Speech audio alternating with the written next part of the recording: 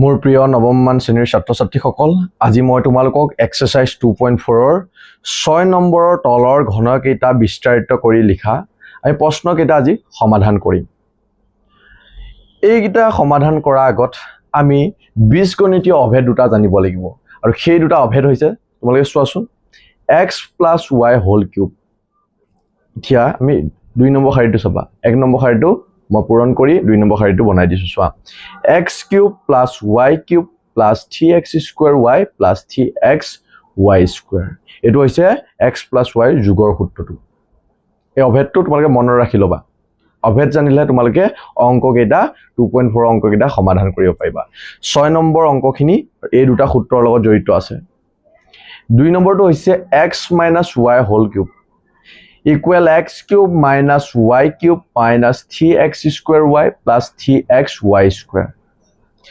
এটো হৈছে মাইনাসৰ সূত্ৰ। গতিকে এই দুটা যদি সূত্ৰ তোমালোকে জানা 6 নম্বৰৰ আমাৰ ঘনকেইটা বিস্তাৰিত কৰি লিখা প্ৰশ্নকেইটা ধুনীয়াকৈ তোমালোকে কৰিব পাৰিবা। গতিকে মুখস্থ কৰি লবা এই সূত্ৰকেইটা। মোৰ প্ৰিয় ছাত্ৰ-ছাত্ৰীসকল এতিয়া মই তোমালোকৰ এক্সাৰসাইজ 2.4 ৰ 6 নম্বৰৰ প্ৰশ্নখিনি সমাধান কৰিম। তোমালোকে ভিডিওটো বুজি নাপালে এবাৰ নহয় দুবাৰ তিনিবাৰ চাবা তেতিয়া ধুনীয়াকৈ সুন্দৰভাৱে তোমালোকে গোটেইকেইটা অংক কৰিব পাৰিবা নিজে। আৰু চাই লোৱা তোমালোকে প্ৰথম কোৱেশ্যনটোত কৈছে যে তলৰ ঘনকেইটা বিস্তাৰিত কৰি লিখা। প্ৰশ্নটো তোমালোকে কিতাপত চাই লবা তলৰ ঘনকেইটা বিস্তাৰিত কৰি লিখিব দিছে। এটো ঘন আছে, ঘন মানে কিউব, এটোক আমি বিস্তাৰিত কৰি লিখিব লাগে। গতিকে বিস্তাৰিত কৰি লিখা আগত মই তোমালোকক সূত্ৰকেইটা অলৰেডি ক'লোৱে এই সূত্ৰ দুটা মনত ৰাখিব লাগিব। x + y কিউব সূত্ৰ অবিহনে তোমালোকে 2.4 অংককেইটা কৰিব নোৱাৰিবা। গতিকে সূত্ৰ জনাটো মাষ্ট কম্পালসৰি। গতিকে প্ৰথম আমাৰ আছিল এটো যোগৰ আৰু এটো মাইনাসৰ। যোগৰ মই তলৰটো চাবলৈ দিছো তোমালোকক x cube + y cube + 3x² y + 3xy² আৰু মাইনাসত থকাটো তোমালোকে দেখিছে, তোমালোক মই অলৰেডি ক'লো। এতিয়া 6 নম্বৰ প্ৰশ্নটোত আমি চোৱাচোন এটো কি আছে 2x + 1 হোল কিউব। গতিকে এটো কোনটো সূত্ৰত পৰিব?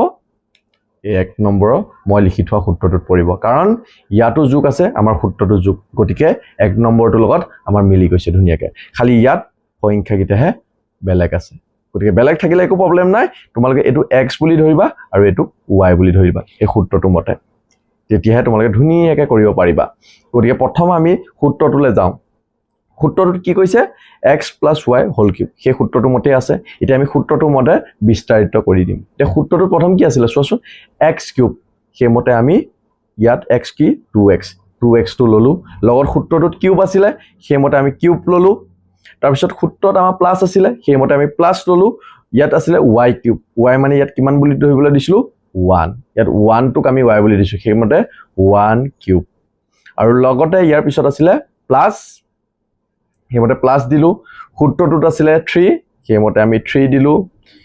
3 টোৰ লগত x আৰু y টো কি হৈছে পূৰণ, সেই কাৰণে পূৰণ বুলি ডট দিলো, পইণ্ট দিলো। পইণ্ট দি পেলাই আমি লিখিম এতিয়া সূত্ৰটো মতে আমি পইণ্ট দি লিখিম কি লিখিব লাগিব 3x² y। সূত্ৰৰ মতে আমি 3 টো লিখিলো, লগত আছিল x মানে ইয়াত কিমান ধৰিবলৈ দিছিলো 2x, 2x লিখিলো, লগত স্কয়াৰটো আছিল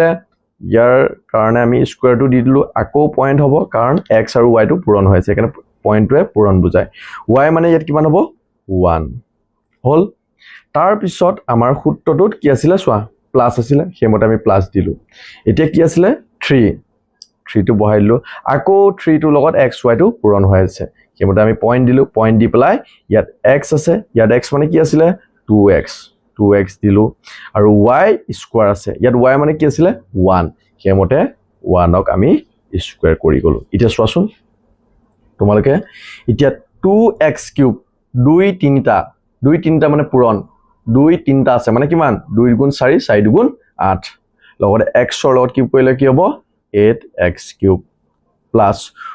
1ক কিউব কৰিলে কি হ'ব 1 প্লাস যেনেকৈ আছে প্লাস আমি প্লাস পঢ়ালো। এতিয়া চোৱা 2ক স্কয়াৰ কৰা, 2ক স্কয়াৰ কৰিলে কিমান হয় 4 ৰ লগত 3 ইনটু কৰি দিয়া, 4 ৰ লগত 3 ইনটু কাৰণ এইটা পইণ্ট আছে পূৰণ বুজাইছে। 2ক স্কয়াৰ কৰিলো 4 ৰ লগত 3 ইনটু কৰিলে কিমান হয় 4 × 3 12 লগত x টো আছিল x ৰ লগত স্কয়াৰটো কৰিলে 12x²। ইয়াত আছিল আমাৰ প্লাস সেই মতে আমি প্লাস দিলো।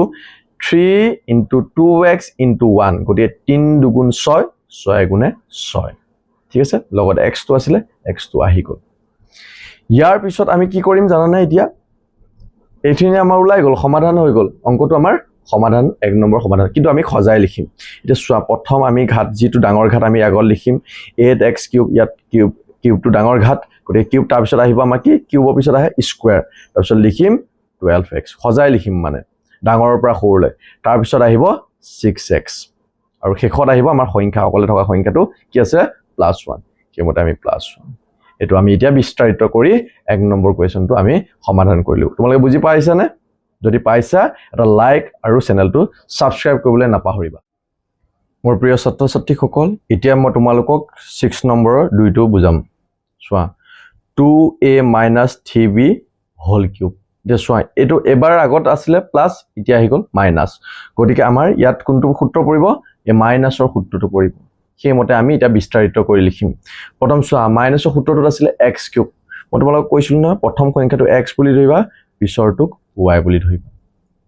প্ৰথমটোক x বুলি ধৰিবা পিছৰটোক y সেইমতে এটা চোৱা সূত্ৰটোত কি আছিল x³ ইয়াত x কোনটো 2a গতিকে 2a বহালো লগত কিউব আছিল নে সেইমতে আমি কিউবটো দি দিলো সূত্ৰত মাইনাস আছিল ইয়াত মাইনাস লৈ আহিবা ইয়াত আছিল কি y³ ইয়াত y কোনটো আছিল 3b লগত কিউব আছিল সেইমতে আমি কিউব দিলো সূত্ৰত আছিল মাইনাস এবাৰ আমি ইয়াত মাইনাস বহাব লাগিব লগতে আছিল 3x² y গতিকে 3 টো লগত x আৰু y টো কি হৈছে পূৰণ গতিকে ইয়াত x মানে কি আছিল 2a লগত স্কয়াৰটো আছিল চোৱা সেইমতে স্কয়াৰটো বহালো ইনটু y মানে কি আছিল ইয়াত y যেন আছে ইয়াত y মানে কি আছিল 3b টো বহালো তাৰ পিছত আহি গল আমাৰ প্লাস 3 ইনটু ইয়াতো আছে x ইনটু y গতিকে ইয়াত x কি আছিল 2a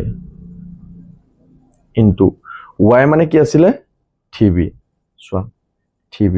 লগতো স্কয়াৰ আছিল সূত্ৰত সেইমতে আমি স্কয়াৰটো দিব লাগিব সেইমতে স্কয়াৰ দিব লাগিব এতিয়া চোৱা আমি কি কৰিম 2a³ 2³ মানে কিমান 2 তিনটা পূৰণ মানে 2 দুগুণ 4 4 দুগুণ 8 লগত a³ কৰিলে কি হ'ব a³ সেইমতে আমাৰ মাইনাস ডাল আছিল মাইনাস ডাল বহাই যাম 3³ কৰি দিয়া 3 তিনটা পূৰণ মানে কিমান হ'ব 3 3 গুণ 9 9 3 গুণ 27 লগতে b আছিল b³ কৰিলে b³ ইয়াৰ সূত্ৰটোত আমাৰ মাইনাস আছিল মাইনাস কেমতে বহাইছিলো এতিয়া আমি কি কৰিম এই গুটেই তিনটা সংখ্যা পূৰণ হৈ আছে প্ৰথম 2 স্কয়াৰ কৰিলো 2 স্কয়াৰ কৰিলে কিমান হয় 4 4 লগত 3 পূৰণ কৰিলে কিমান হয় 4 লগত 3 পূৰণ কৰিলে 12 12 লগত 3 পূৰণ কৰিলে কিমান হ'ব 3 12 36 লগত a স্কয়াৰ কৰিলো a স্কয়াৰ ইয়াৰ লগতটো b আছিল কেমতে b টো আহি গল এতিয়া সেইমতে আমাৰ অংকটোত আছিল প্লাস টো বহালো আকৌ এই তিনটা সংখ্যা মোক পূৰণ হৈ আছে এটা চোৱাচোন 3 দুগুণ 6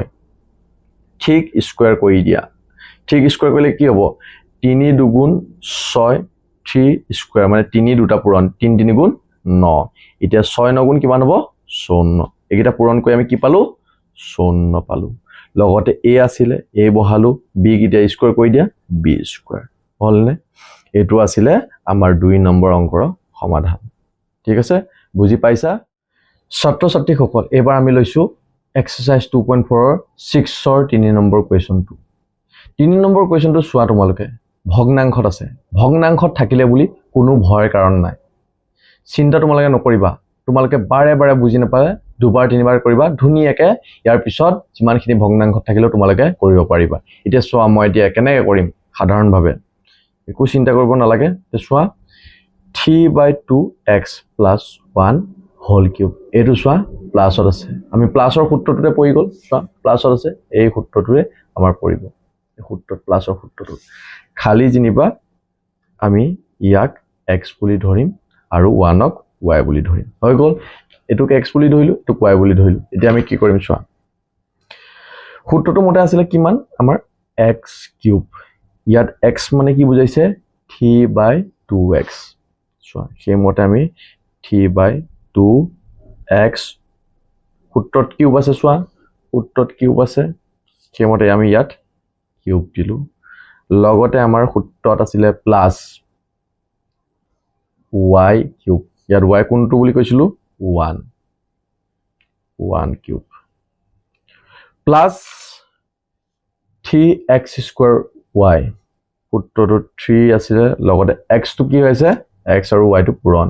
কৰি ইয়াত x কোনটো বুজাইছে 3/2 বুজাইছে সোৱা তোমালকে 3/2x whole square into y মানে কোনটো আছিলে 1